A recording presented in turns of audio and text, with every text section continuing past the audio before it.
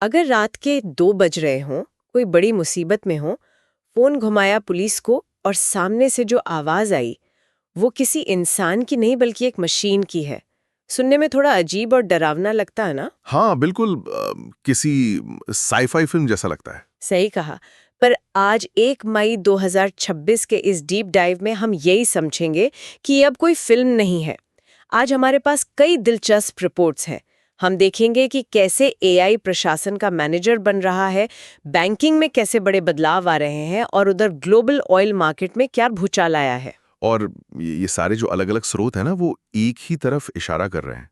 तकनीक अब सिर्फ लैब में नहीं है, वो जमीन पर उतर चुकी है। तो चलिए बेंगलुरु पुलिस वाले मामले से ही शुरू करते हैं।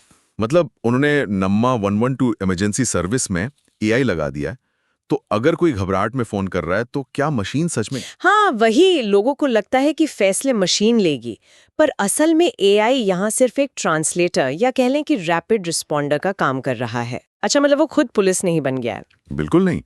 देखिए, बैंगलोर में लोग कई अलग-अलग भाषाएं बोलते हैं।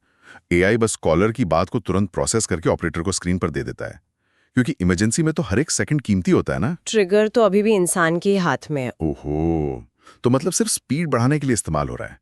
तभी मैं सोचूं कि हर राज्य एआई हब बनने के लिए इतना बेताब क्यों है। जैसे अभी महाराष्ट्र ने अपनी नई एआई पॉलिसी 2026 पास कर दिया है। हाँ, और सिर्फ महाराष्ट्र ही नहीं, आप आंध्र प्रदेश को देखिए, विशाखापत्तनम में पूरा का पूरा गूगल क्लाउड एआई हब बन रहा है। अरे वाह। और कॉर्पोरेट सेक्टर भी पीछे नहीं है। रिलायंस एंटरप्राइज इंटेलिजेंस लिमिटेड ने परमिंदर सिंह को अपना नया एआई प्रमुख बना दिया है। तो रेस हर तरफ लगी है। बिल्कुल। अच्छा, प्रशासन से निकलकर अगर हमारी जेब की बात करें तो वहां भी ये मशीनें घुस चुकी हैं। मतलब फ्लिपकार्ट का ही उदाहरण ले लीजिए, बिना ओटीपी के पेमेंट। हाँ, उन्होंने कार्ड पेमेंट के लिए फिंगरप्रिंट या फेस आईडी शुरू कर दिया है। पर ये तो बहुत रिस्की लगता है। ओटीपी तो एक तरह से डिजिटल ताला था। अब अगर किसी ने बायोमेट्रिक डेटा हैक कर लिया तो सीधा अकाउंट खाली नहीं हो जाएगा? पहली नजर में ऐसा ही लगता है, लेकिन बायोमेट्रिक को दूर से हैक करना ओटीपी चुराने से कहीं ज्यादा मुश्किल काम है। और मजेदार बात यह है कि एक तरफ जहां पेमेंट आसान हो रहा है, वहीं रिजर्व बैंक पीछे से सिस्टम को बहुत कड़ा कर रहा है।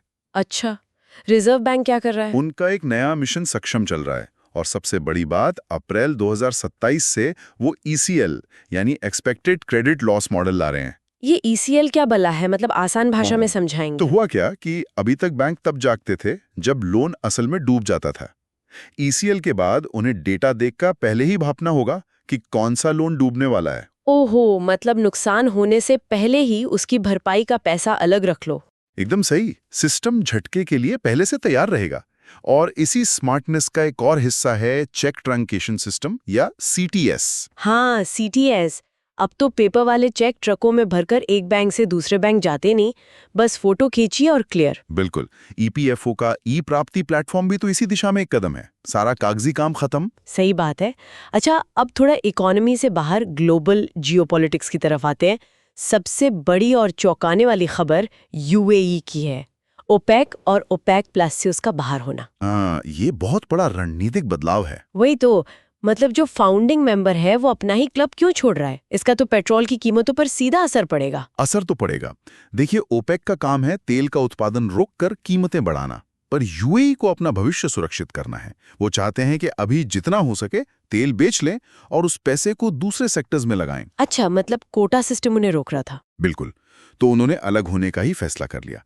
और भविष्य की बात करें तो पश्चिम बंगाल के विधानसभा चुनाव में जो हुआ वो भी ऐतिहासिक है। 92.47% वोटिंग हुई है। बाप रे, आजादी के बाद का सबसे बड़ा आंकड़ा। ये तो दिखाता है कि लोकतांत्रिक ढांचा कितना एक्टिव है। और इसी तरह का बदलाव ग्रामीण स्तर पर भी है। नया पंचायत डेवलपमेंट इंडेक्स 2.0 लागू हो गया है। और उधर चीन ने पाकिस्तान का पीआरएसी ईओ3 सैटेलाइट भी लॉन्च कर दिया है। और इंफ्रास्ट्रक्चर में भी विकास हो रहा है। हरदोई में गंगा एक्सप्रेसवे का काम जोरों पर है। तो मतलब आज की इस चर्चा में हमने बहुत कुछ कवर किया। ग्लोबल जियोपार्क की लिस्ट में यूनेस्को ने 12 नए नाम भी जोड़ दिए हैं। हाँ, और खेल की दुनिया से एक दुखद खबर भी है। भारतीय हॉकी के दिग्गज गुरबख्श सिंह ग्रिवाल जी का 84 वर्ष की उम्र में निधन हो गया है। उनका योगदान तो हमेशा याद रखा जाएगा। बिल्कुल, उनकी विरासत बहुत बड़ी है। और एक आखिरी बात, आज 1 मई है। पूरी दुनिया इसे अंतर्राष्ट्रीय श्रमिक दिवस के रूप में मनाती है। सही कहा। पर अंत में एक सोचने वाली बात भी है। एक तरफ हम श्रमिक दिवस मना रहे हैं, मजदूरों के अधिकारों की बात कर रहे हैं, और दूसरी तरफ हम देख रहे हैं कि बैंगलोर पुलिस से लेकर फ्लिपकार्ट तक हर जगह एआई और बायोमेट्रिक्स आ गए हैं। हाँ, मशीनें काम ले रही हैं। तो सोचने वाली बात यह है कि भविष्य में जब सारा काम मशीनें और एल्गोरिदम करेंगे, तो एक वर्कर या श्रमिक की परिभाषा क्या रह जाएगी? क्या इंसान सिर्फ मशीनों का मैनेजर बनकर रह जाएगा? इसी गहरे सवाल के साथ आज की इस गहरी चर्चा को यहीं रोकते हैं।